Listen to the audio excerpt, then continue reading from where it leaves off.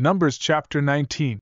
And the Lord spoke to Moses and Aaron, saying, This is the ordinance of the law which the Lord has commanded, saying, Speak to the children of Israel, that they bring you a red heifer without blemish, in which there is no defect and on which a yoke has never come.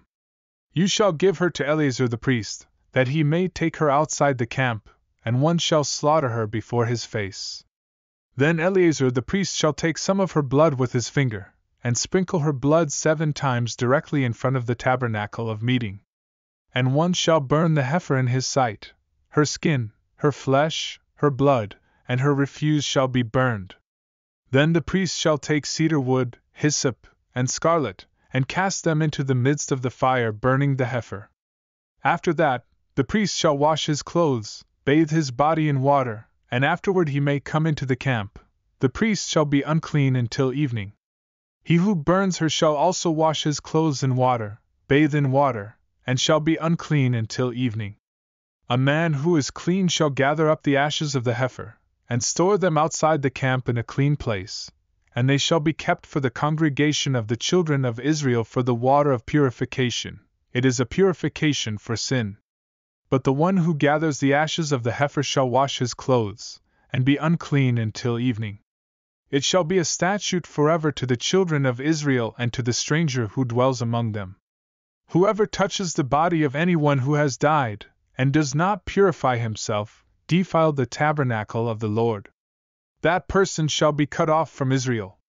He shall be unclean, because the water of purification was not sprinkled on him. His uncleanness is still on him. This is the law when a man dies in a tent.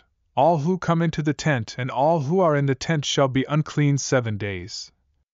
And every open vessel, which has no cover fastened on it, is unclean. And whoever touches anyone who is slain, with a sword in the open fields, or a dead body, or a bone of a man, or a grave, shall be unclean 7 days. And for an unclean person they shall take some of the ashes of the heifer burnt for purification from sin, and running water shall be put on them in a vessel.